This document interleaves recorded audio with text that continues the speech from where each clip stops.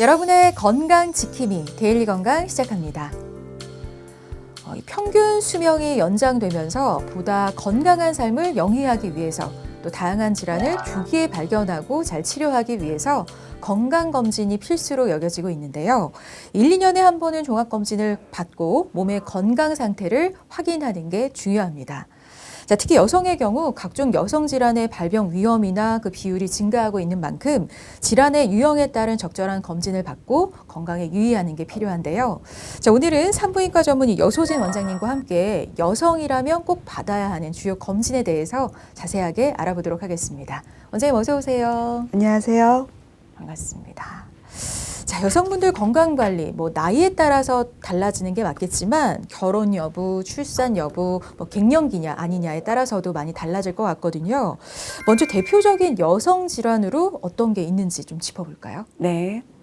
여성은 전체 생애 중기에 있어서 초경을 시작으로 해서 임신, 출산, 폐경 등을 경험하면서 다양한 신체적 변화를 겪습니다. 네.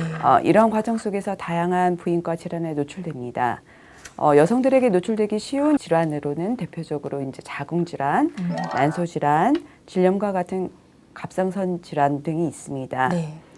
자궁질환의 경우 바이러스에 의한 질환이나 암 등이 포함되어 있어 검진을 통해 확인할 수 있습니다.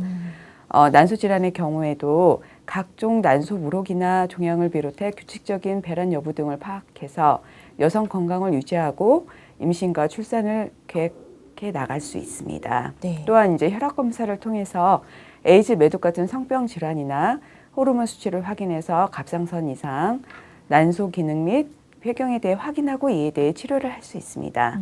그렇군요.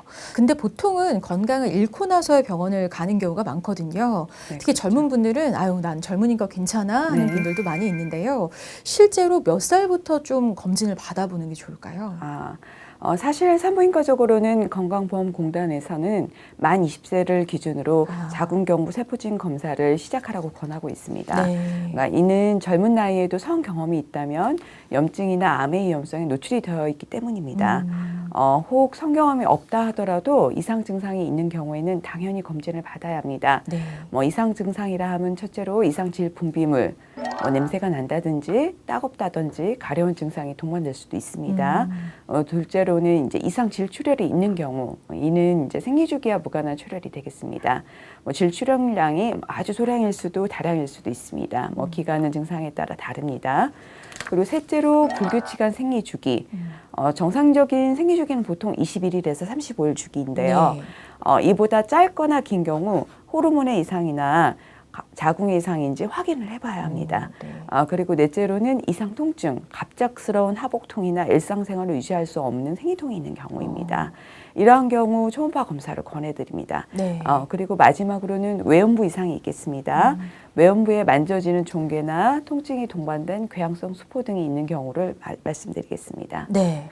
자, 어떤 검사를 받느냐에 따라서 그 검사 시기와 대상자도 좀 달라질 것 같은데요. 자, 우선은 여성 검진 하면 가장 먼저 떠오르는 게 바로 자궁 관련 질환의 검사일 것 같아요. 아무래도 네. 자궁이 여성에게 무척 중요한 기관이기 때문일 텐데요. 네. 자, 그럼 구체적으로 자궁에 어떤 질환들이 생길 수 있는지 알아볼까요? 자궁은 여성의 대표적인 기관이자 상징적인 의미가 있는 중요한 기관입니다. 네. 이제 왜냐하면 매달 일어나는 생리 그리고 임신과 출산이 자궁에서 이루어지기 때문입니다. 자궁에 발생하는 대표적인 질환으로는 이제 자궁경부암, 자궁내막 증식증, 자궁내막암, 난소암과 같은 악성 종양과 그리고 자궁근종, 선근증, 그리고 내막에 생기는 용종 이런 양성 종양이 있습니다. 네. 자, 정말 다양한 자궁 질환들이 있는데요. 검사 방법도 각각 좀 다른 걸로 알고 있거든요. 그 각각 질환들에 대한 특징과 또 어떤 검사로 좀 발견할 수 있는지 이제 키워드 확인해 보면서 자세한 이야기 나눠보도록 하겠습니다. 첫 번째 키워드입니다. 자궁경부암 검사. 네. 네. 자, 우선 자궁경부암 검사에 대해서 알아볼 텐데 우선 자궁경부암이 어떤 질환인지부터 알아봐야겠죠, 선생님? 네네. 자궁경부라고 하는 것은 자궁의 입구를 의미를 합니다. 그래서 자궁경부암은 자궁 입구인 자궁경부에 암이 발생하는 것으로 우리나라에서 가장 흔한 부인과 암입니다. 네. 즉 인유두종 바이러스로 인해서 자궁 최부와 질로 연결되는 나머지 부분인 자궁 입구인 경부에 발생되는 생식기 암입니다. 근데 또 이제 자궁경부암의 특징은 초기 증상이 확실히 없다는 건데요. 증상을 느꼈다면 이미 암이 상당히 진행된 경우가 많습니다. 네. 그러니까 정기 검진 외에도 그럼에도 이제 증상이 느껴져서 검사를 받으러 가는 분도 계실 텐데요. 네. 근데 초기의 증상은 확실히 없다지만 어느 정도 증상이 좀 진행이 된다면 인지할 수 있는 증상이 좀 나타나지 않을까도 싶은데 어떤 네네. 게 있을까요? 우선 가장 필요한 증상으로는 가장 흔하게 질출혈이 있습니다. 뭐 성관계 후에 출혈 같은 부정출혈, 그리고 또 이제 질 분비물 증가라든지 골반의 통증, 요통, 배뇨곤란, 혈뇨, 월경 과다나 월경 기간이 길어지는 증상, 그리고 체중 감소가 있습니다. 네. 그러니까 여러 가지 증상이 나타나는데 네. 이런 증상이 나타나기 전에 미리미리 검사를 좀 받아보는 게 중요할 것 같습니다. 자, 그럼 이런 자궁경부암 원인은 뭘까요, 선생님? 원인은 이제 가장 주되게 바이러스 감염입니다. 특히 인유두종 바이러스의 감염이 가장 중요한 원인으로 알려져 있고요. 네. 그 외에도 에이즈 바이러스, 헤르페스 바이러스 감염 등으로 야기되는데요. 위험 인자로는 분만 횟수, 감염, 이른 성관계, 위생, 흡연 등도 꼽히고 있습니다. 네. 그래서 이런 자궁경부암을 조기에 발견하기 위해서는 정기적으로 산부인과가 검진을 받아야 하고 네. 자궁경부 세포진 검사로 자궁경부 이상 유무를 확인할 수 있습니다. 그러니까 자궁경부 세포진 검사, 이게 가장 기본적인 검사라고 네네. 보면 되겠네요. 어떻게 이루어지는지 좀 알려주세요. 네, 자궁경부암 검사는 골반을 진찰할 수 있는 특수 의자에 앉아서 질경이라고 하는 기구를 질 내에 삽입한 후에 자궁경부의 표면 세포를 채취해 현미경으로 관찰하여 비정상 세포 유무를 확인하여 검사하는 방법입니다. 네. 그럼 이런 자궁경부 세포진 검사를 받아야 하는 연령대는 어떻게 될까요? 사실 이제 뭐 젊은 분들이 이제 내가 젊어서 꼭 이걸 해야 하나 이렇게 생각하실 수 있는데 네. 만 20세를 기준으로 성 경험이 있는 여성이라면 세포진 검사가 꼭 필요합니다. 하지만 이제 만 20세 미만의 성 경험이 없거나 이제 미성년자인 분들은 검사를 해야 하나 이렇게 고민하실 수 있는데요. 네네. 그런데 이제 질출혈이 있다든지 초음파 검사상 경부에 종괴가 발견이 되어서 이런 경우에는 이제 본인의 동의 혹은 미성년자니까 보호자의 동의하에 검사를 할 수 있습니다. 네. 그리고 우리나라는 올해 6월 20일부터 만 12세의 청소년을 대상으로 자궁경부암 백신 무료 접종과 더불어 건강 여성 첫 걸음 클리닉 사업을 진행을 하고 있습니다. 그래서 아이와 함께 산부인과 병원을 방문해 주시는 게 좋고요. 네. 만 12세에서 13세 이후에는 초경이나 2차 성징 발달에 대한 전문의의 상담을 받아보시는 게 좋습니다. 네. 자, 그럼 이런 자궁경부암 검진은 어느 정도 주기로 받아보면 될까요? 대한부인 종양학회 가이드라인에 따르면 우리나라는 자궁경부암의 발생률이 상대적으로 높은 나라입니다. 그래서 1년에 한 번 자궁경부 세포 검사를 권하고 있습니다. 네. 하지만 인유두종 바이러스에 감염이 되거나 이상세포 소견이 있는 경우에는 검사 결과에 따라서 짧게 3개월에서 6개월 간격의 추적 검사가 필요합니다. 하지만 인유두종 바이러스 검사를 함께 했을 때 두 가지 모두 음성이라면 2년에 한 번 정도 검사 주기를 늘리는 것이 가능하기도 합니다. 네. 근데 그 인유두종 바이러스 검사라는 건 자궁경부 세포 검사와 같이 진행하는 건가요? HPV 바이러스 검사는 자궁경부암을 일으키는 인유두종 바이러스 검사입니다. 자궁경부암의 70%가 HPV 16번, 18번 등 고위험군 바이러스가 원인으로 발견되기 때문에 검사 시 자궁경부 세포 검사와 HPV 16번, 18번 등 고위험 바이러스 유무 검사를 통해서 자궁경부암을 진단할 수 있습니다. 네. 자궁경부암의 검진을 위한 세포 검사와 인유두종 바이러스 검사에 대해서 자세히 알아봤고요. 이제 다음 키워드로 넘어가 보겠습니다. 초음파 검사. 네. 네, 이게 산부인과에서 굉장히 많이 하는 검사인 네네. 걸로 알고 있는데 초음파 검사로는 어떤 질환을 좀 확인할 수 있을까요? 질식 초음파를 통해서 자궁 내막, 그러니까 생리하는 조직입니다. 생리하는 조직의 두께와 모양을 살펴보고 자궁 내막의 용종이라든지 증식증, 자궁 내막암 발병 여부를 알아볼 수 있습니다. 네. 자궁 안쪽을 공간을 덮고 있는 조직을 이제 자궁 내막이라고 하는데요. 쉽게 말씀드리면 월경 조직입니다.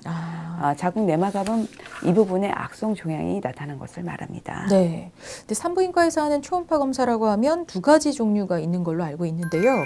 자궁 내막암 같은 경우는 어떤 초음파 검사로 알 수 있을까요? 네, 이제 여성 질환을 진단하는 초음파 검사는 시행 방법에 따라 경질 초음파와 복부 초음파가 있습니다. 네.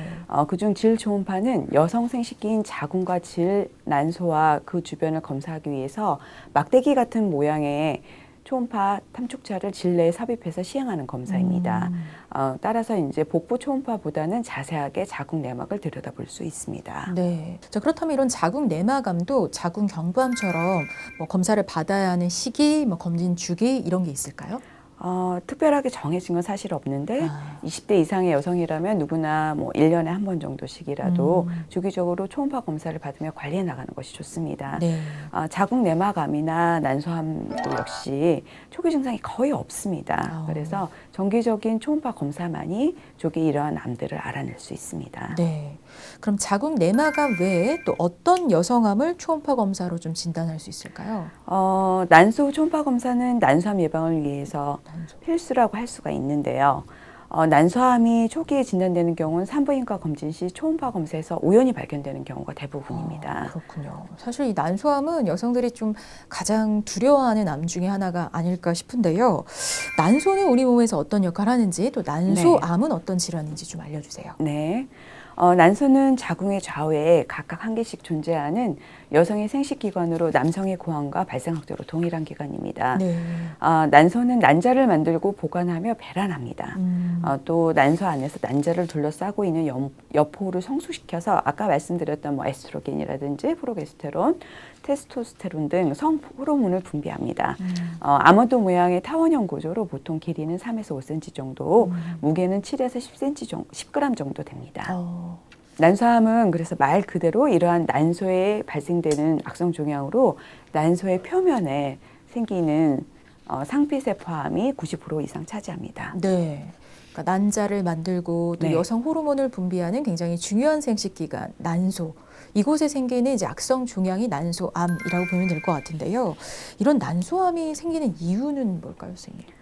사실 식생활이 고단백, 고지방식으로 약간 소고화되면서 식생활 습관과 비만, 운동 부족과 스트레스, 그리고 임신과 출산 여부, 그리고 유전이라든지 연령, 환경 호르몬 이런 것들로 인해서 난소에 악성 종양이 발생될 수 있습니다. 그렇군요. 자, 그럼 어떤 증상이 나타날 때 이 난소암을 좀 의심해 봐야 할까요? 사실은 난소암 초기 증상은 거의 없거나 경미해서 진단이 힘든 편입니다.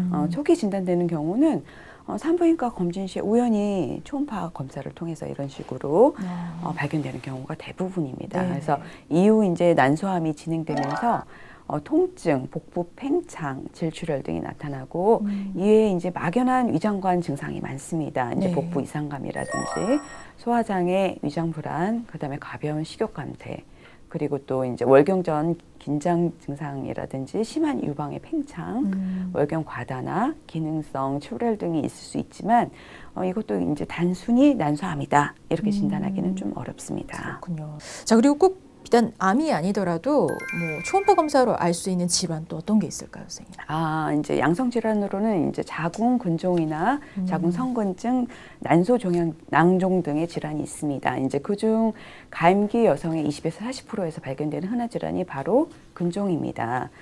이는 이제 자궁의 평활근에서 발생되는 양성 종양으로 대체로 30대 후반에서 50대 초반에 발생합니다. 네.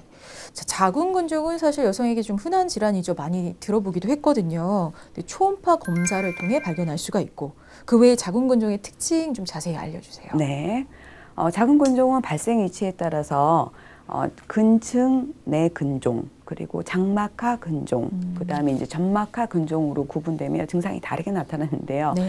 이는 이제 위치에 따라서 말씀을 드리는 겁니다. 네, 전체 대부분이 근층, 근육 내에 있는 근종입니다. 그래서 가장 주의해야 되는 거는 점막하 근종으로 생리 조직 가까이에 있는 근종입니다.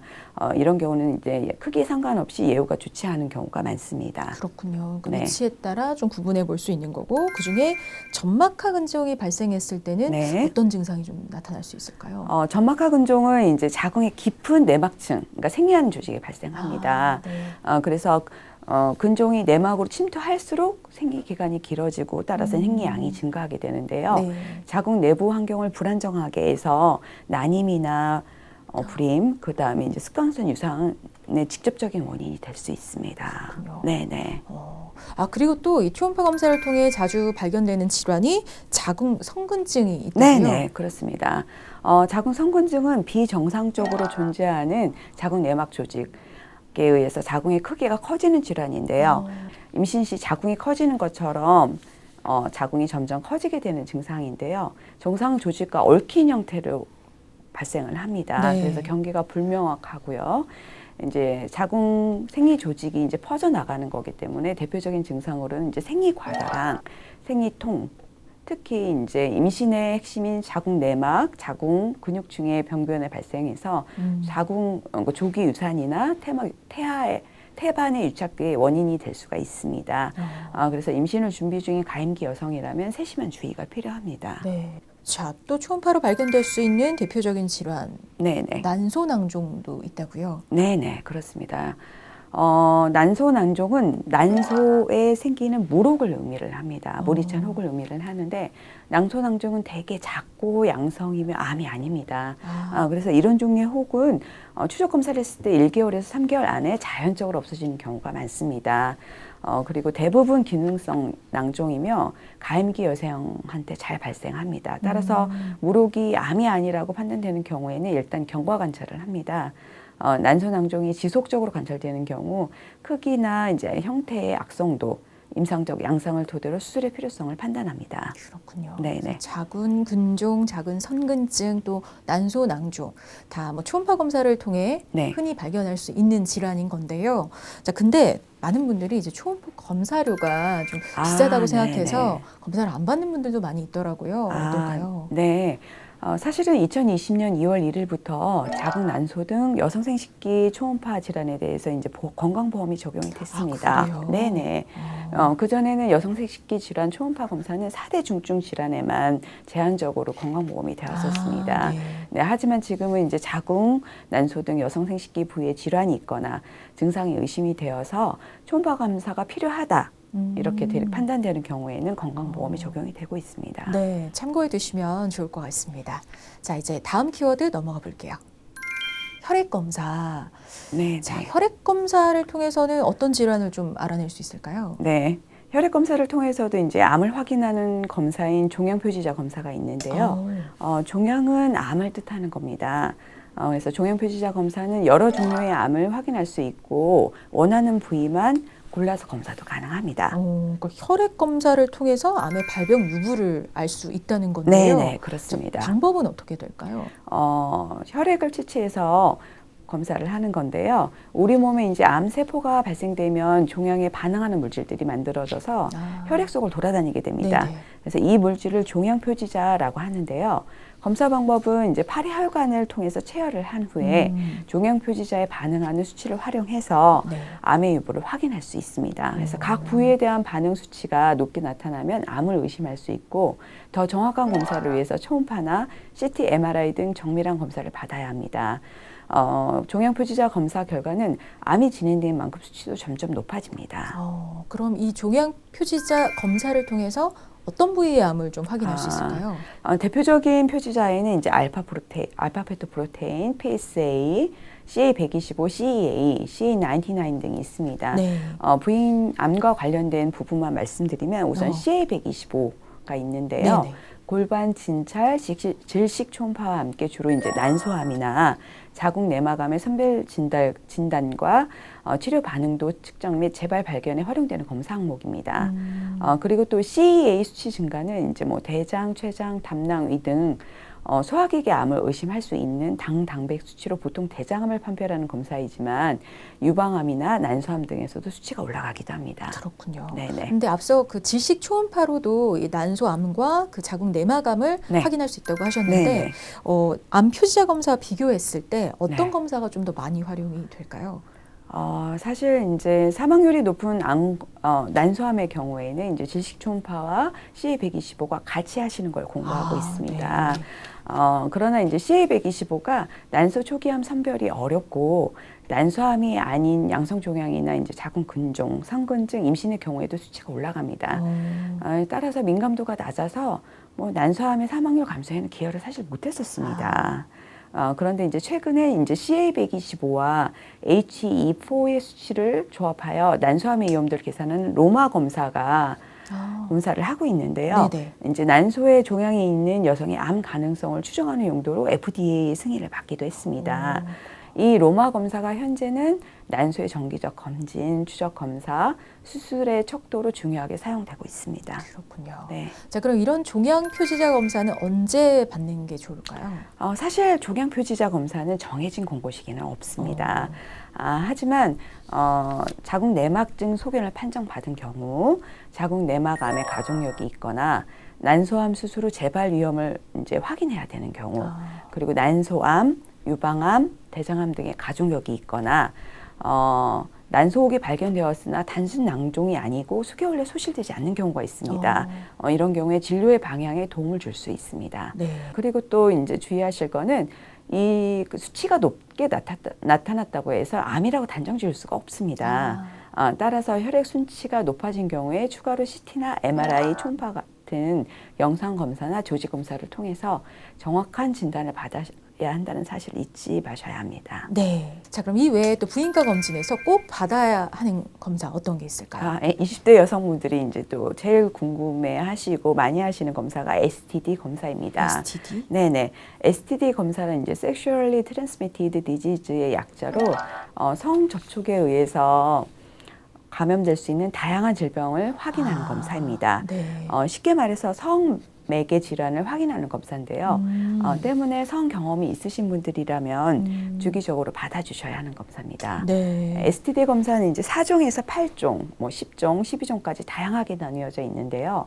종합적인 검사를 위해서는 12종 검사를 받는 것이 좋습니다. 네. 자, 그럼 어떤 증상이 좀 나타날 때 이 STD 검사를 받는 게 좋을까요? 질 분비물에서 이상 소견이 있는 경우인데요. 심한 냄새가 난다든지 증가되면서 색이 변한다든지 이런 경우가 되겠고요.